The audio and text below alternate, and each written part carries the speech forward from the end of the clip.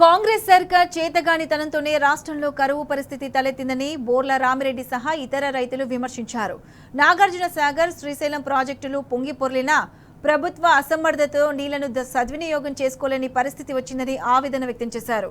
రేవంత్ ప్రభుత్వానికి నీటి నిర్వహణ తెలియకనే రైతులంతా ఆగమైపోతున్నారని ఫైర్ అయ్యారు.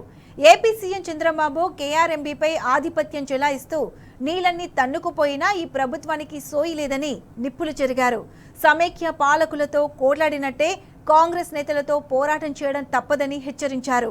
సాగర్ ఆయకట్టు పరిధి అన్ని నియోజకవర్గాల్లో కాంగ్రెస్ ఎమ్మెల్యేలే ఉన్నా కొట్లాడే దమ్ము లేదని ఎద్దేవా చేశారు. వెంటనే సుప్రీంకోర్టులో రిట్ పిటిషన్ వేసి తెలంగాణ వాటా నీటిని కాపాడుకునే ప్రయత్నం చేయాలని ప్రభుత్వానికి సూచించారు. లేకుంటే హైదరాబాద్, రంగారెడ్డి, నల్లగొండ జిల్లాలో తాగునీటి కటకట తప్పదన్నారు.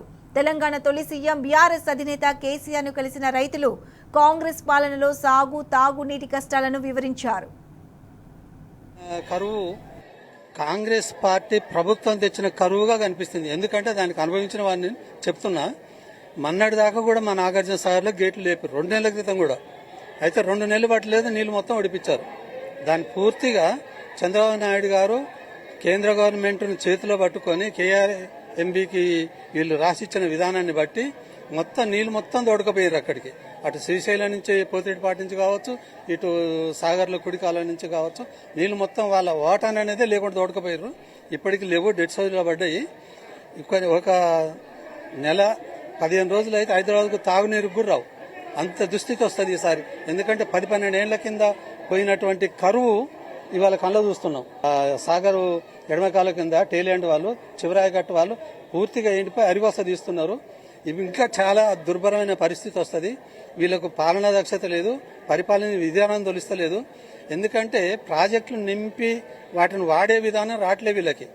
ఎందుకంటే వీళ్ళు అందులో ఎవరైనా వ్యవసాయం చేసిన వాళ్ళు కనిపించట్లేదు. ఇప్పుడు ఉన్నటువంటి మంత్రులు కావచ్చు, మినిస్టర్లు కావచ్చు, ముఖ్యమంత్రి కావచ్చు. నాగార్జున సాగర్ ఎడమకాల కింద ఉన్నటువంటి ప్రతి నియోజకవర్గం ఇలా కాంగ్రెస్ పార్టీ వల్ల ఉన్నారు. కళ్ళ కనిపిస్తలే వాళ్ళకు సోయి లేదా? ఎందుకు తీసుకుపోతున్నారు ఆంధ్ర వాళ్ళ నీళ్లు మొత్తం? మన వాటా వాళ్ళ వాటా అయిపోయినాక ఉన్న వాటాను తోడుకొని పోతున్నారు వాళ్ళు. వీళ్ళు ఎందుకు అడుగుతలేరు? ఎందుకు అడగలేకపోతున్నారు? అడగలేరు వీళ్ళు. ఎందుకంటే వాళ్ళ దగ్గర దమ్ము లేదు, ధైర్యం లేదు. ఎందుకంటే నేను ఒకటే చెప్తున్నా, వాళ్ళకి డిమాండ్ చేస్తున్నాయి. ఇప్పటికి కూడా మీరు ఎట్లా కేఆర్ఎంబీని ఆపలేరు, వాళ్ళ దగ్గర మాట్లాడలేరు. అది కేంద్ర గవర్నమెంట్ సంస్థ. ఇప్పుడు కేంద్ర గవర్నమెంట్ చంద్రబాబు నాయుడు చేతిలో ఉన్నది. ఆయన చెప్పినట్టు వింటారు వాళ్ళు. అందుకని మీరు ఏం చేస్తారంటే, ఇది చేత కాదు కానీ మీరు ఇమీడియట్గా సుప్రీంకోర్టులో రిట్ పిటిషన్ వేయండి. వాళ్ళ నీళ్ళు అయిపోయినాయి, మా నీళ్లు మాకు ఉండనియండి, మాకు తాగునీళ్ళు కరువు అవుతాయి అనే దాని మీద మీరు రిట్ పిటిషన్ చేస్తే ఎమ్మటే కోర్టు కూడా స్పందిస్తుంది, మా తెలంగాణకు న్యాయం జరుగుతుంది. అంతేగాని మీరు ఇట్లాగే డొల్లు మాటలు చెప్పుకుంటూ పోతే మాత్రం మీకు ప్రజలు క్షమించరు. సమైక్యవాదులతోటి ఎట్లా తన్నులాడి తెలంగాణ సాధించుకున్నామో, తెలంగాణ కాంగ్రెస్ నాయకులతో ఆ విధంగా మళ్ళీ కొట్లాడాల్సి వస్తుంది.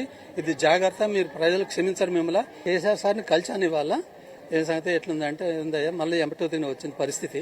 ఇప్పుడు కాదు, 2000 సంవత్సరం గతం వెళ్ళటైందో ఈ రోజు అదే కరువు వచ్చింది. ఈ కరువు కాలాలు లేవని కాదు, ప్రాజెక్టులు నిండలేదని కాదు, అన్ని ఉండి కూడా అంగట్లో అల్లు నోట్లు సేని అన్నట్టు ఆ నీళ్లు తోలుకపోతుంటే నీళ్ళ సోయలేదు వీళ్ళకి. వాళ్ళ వాటా ఇంచు నీళ్లు కూడా ఇవ్వాలా, అవి తోడకపోవడం కూడా ఇయ్యాల కూడా రోజు 10,000 క్యూసెక్లు ఒక్కొక్క కాలంలో పోతున్నాయి. ఆటను కూడా అడ్డుకునే దమ్ము ఇలా దగ్గర లేదు. మళ్ళీ ఎప్పుడైతే వెళ్తాం తనలాడాల్సి వస్తుంది. అది మాత్రం పక్క తనలాడదామని చెప్పాను. 40 ఏళ్ల నుంచి వ్యవసాయం చేస్తున్నా. నేను నాగార్జున సాగర్ డ్యామ్ మీదంగా ప్రతి వారానికి 2 సార్లు పోతా. సెప్టెంబర్ 25వ తారీఖు నాడు అలుగుపోసింది డ్యాము. 3 నెలల్లో డ్యామ్ కథం క్లోజ్ అయిపోయింది. 520కి వచ్చింది ఇప్పుడు. అంటే నీళ్లు ఏ విధంగా అంటే అలా నీళ్ల బాధ్యతే తెలియదు ఒక రకంగా చెప్పాలంటే. వాళ్ళ కాలువ ఎప్పుడు ఓర్పులో అదుకుంటూ పోతుంది. మనకొచ్చే కాలువ ఎప్పుడు సగంకి నీళ్లే వస్తాయి.